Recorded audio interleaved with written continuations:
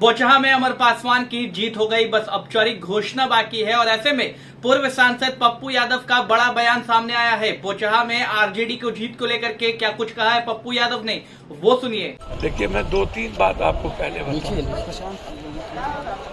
बोचहा नहीं, देश में 4 सीट पे चुनाव हो। लोकसभा शत्रुघ्न सिन्हा जी, छत्तीसगढ़ में कांग्रेस, बंगाल में ममता। बोचहा सीट मुसाफिर पासवान जी की मौत हुई थी। एक बीजेपी का घमंड, अहंकार। देखिए, बीजेपी मतलब नरेंद्र मोदी, नरेंद्र मोदी मतलब बीजेपी, बस यही बच गया।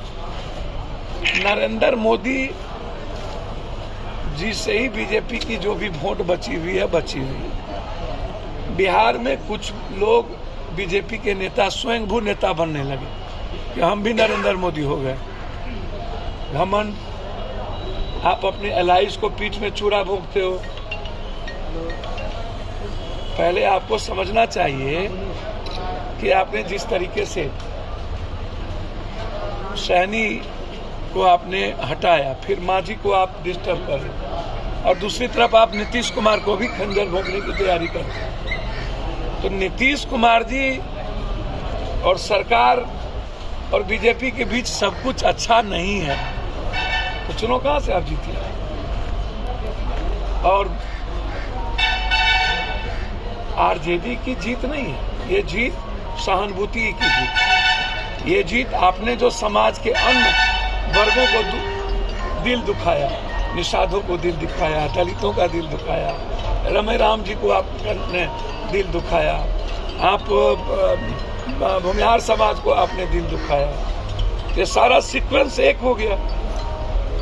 सब लोग वहां पे एक हो गए कि इसके घमंडी बीजेपी को खत्म करना है। पहले आप इसको समझ लो, ये किसी की जीत नहीं है, ये जीत है बीजेपी के घमंड और लोगों को पीठ में खंजर भोंकने। दूसरी बात, एक आज बहुत क्लियर समझिए, जहां पर ईवीएम प्रभावित नहीं है, बाय इलेक्शन में ईवीएम प्रभावित नहीं होता, वहां बीजेपी चुनाव नहीं जीतती। आप उठा के देखो। जहां पर नफरत पैदा करते हो, अभी आपने रामनवमी में इतना नफरत पैदा किया है, ऐसे होता है क्या? लाल झंडे में हनुमान होते थे, अब केसरिया ले आए, हनुमान को हटा के राम को ले। कभी जुलूस नहीं निकलता था। पहले राम होते थे, लक्ष्मण होते थे, सीता होती थी, भरत होते थे, जयबंद होते थे, शत्रुघ्न होते थे, सुग्रीव होते थे। अब सिर्फ राम बच गए आपके पास, और सबको आपने हटा दिया। आप लगातार नफरत के आधार पर देश को बांटते हो, तो आपको जनता तो सिखाएगी सर। आपको बंगाल में सिखा दी दोनों सीट पर, छत्तीसगढ़ में सिखाया। इसीलिए मैं बहुत करबर विनम्रता के साथ आग्रह करूंगा, बाय इलेक्शन चुनाव ये बता दिया कि जहां पर ये लोगों की सेटिंग गेटिंग नहीं है, और जहां ये समाज को नहीं बांट पाती है, और जहां व्यक्तिगत लाभ